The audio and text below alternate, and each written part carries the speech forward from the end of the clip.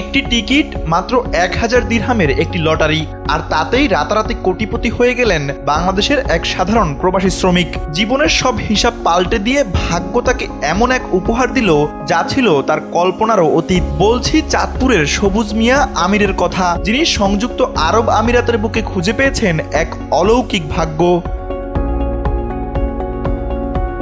সবুজ কাজ করতেন দুবাইয়ের ড্রাগন মার্ট এলাকায়। গত 29 জুলাই তার হাতে ছিল মাত্র 500 দিরহাম।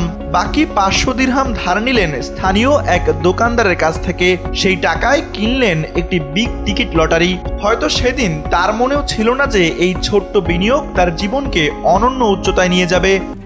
RICL TMX, যুগের পর যুগ স্থাপনা থাকে মজবুত। 3রা আগস্ট আবুধাবিতে অনুষ্ঠিত হলো বহুল সেই প্রতীক্ষিত ড্র। কোটি কোটি মানুষের আশা আকাঙ্ক্ষার মাঝে ঘোষণা করা হলো বিজয় নম্বরটি। আর সেই মুহূর্তে সবুজ বুঝতেও পারেননি যে তিনি জিতে গেছেন বিশাল পুরস্কার 20 মিলিয়ন দিরহাম, যা বাংলাদেশি টাকায় প্রায় 68 কোটি টাকা। তার জীবনের সবচেয়ে বড় ঝুঁকিটা নিয়েছিল সেই দিন যখন তিনি 500 দিরহাম ধার নিয়েছিলেন। এ বিষয়ে জানতে চাইলে সবুজের মামাতো ভাই জানান, গ্রামের নদী ভাঙনে তাদের পরিবার একসময় গৃহহীন হয়ে পড়েছিল। সেই দুঃসময় থেকে উঠে এসে সবুজ দর্জির কাজ শুরু করেন। স্থানীয় শিক্ষকদের মতে সবুজ ছিলেন একজন কঠোর পরিশ্রমী মানুষ। জীবনের ঝুঁকি নিয়ে মধ্যপ্রাচ্যে কাজ করা এই মানুষটির জীবনে এমন সৌভাগ্য যেন এখন এক রূপকথার গল্প।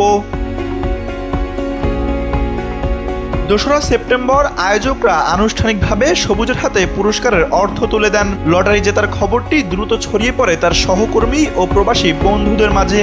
সবুজের জীবনে নতুন অধ্যায়ের সূচনা হয়েছে। কোটি টাকার এই বিপুল অর্থ তিনি কিভাবে ব্যবহার করবেন তা এখন দেখার বিষয়। তবে এটা স্পষ্ট, তার মতো একজন সাধারণ মানুষের অসাধারণ এই জয় লাখো প্রবাসীকে নতুন করে স্বপ্ন দেখার প্রেরণা যোগাবে।